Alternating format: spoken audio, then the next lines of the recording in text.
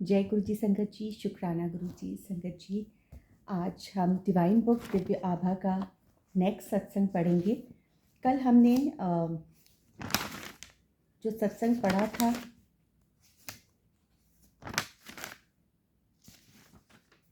वो गौरी सिंगला आंटी जी का था गुड़गांव से, और उन्होंने बहुत सारे अपने अनुभव इस सत्संग में शेयर किए हैं और बहुत सारे पार्ट्स में उन्होंने इसे डिवाइड किया है। कल हमने उनका नवोदय सत्संग पढ़ा था। आज हम जो उनका सत्संग पढ़ेंगे वो है गुरु जी के द्वार पर।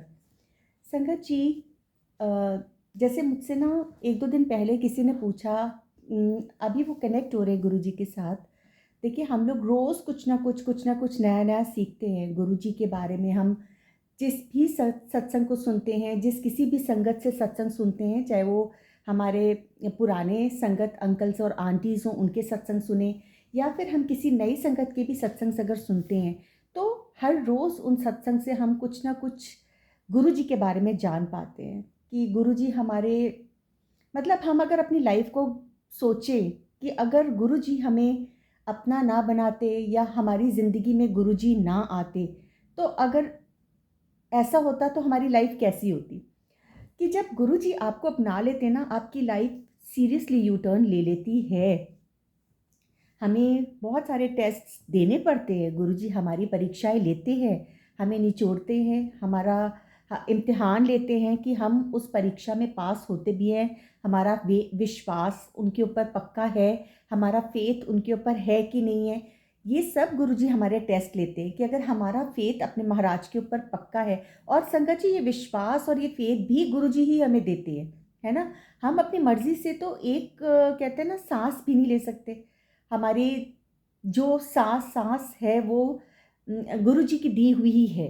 तो अपनी मर्जी से हम उनकी शरण में ना तो आ सकते हैं, और अपनी मर्जी से हमारा विश्वास भी नहीं, विश्वास भी गुरु जी ही देते हैं हमें, है ना। तो गुरु जी हमारा टेस्ट लेते हैं, हमारी परीक्षा लेते हैं, और वो अपनी संगत का विश्वास देखते हैं कि उनका विश्वास कैसा है। कि अगर जैसे कहते हैं ना, गुरु जी ने कहा कि मैं एक पेड़ को हिलाता हूँ, जो कच्चे फल होते हैं जिनका जैसे विश्वास, कच्चे फल मतलब जो संगत जिनका विश्वास गुरु जी के ऊपर नहीं हो पाता, तो वो गिर जाते हैं, वो रह जाते हैं।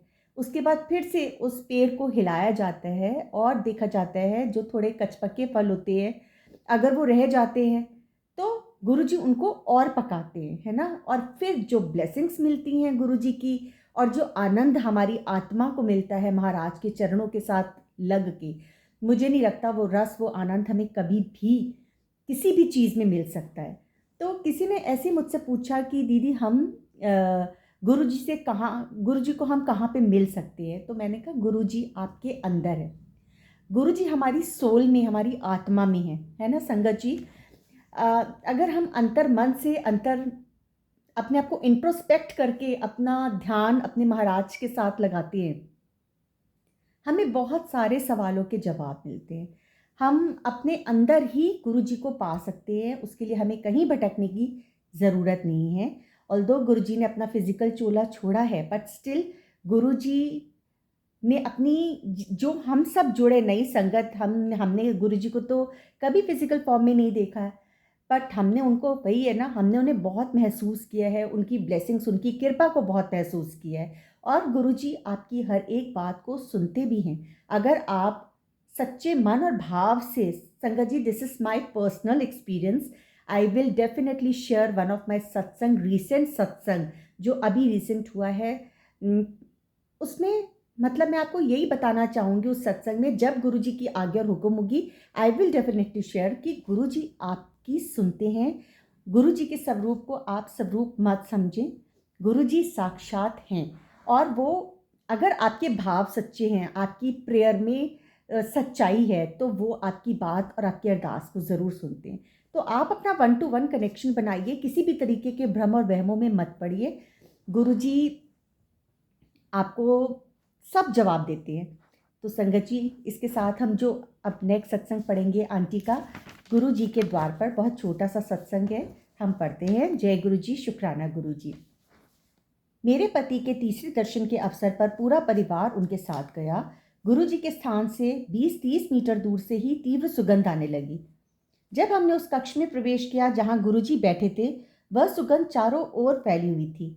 पहली बात जो मेरे मन में आई कि इन सज्जन में इतना तेज और अधिक इत्र लगाया हुआ है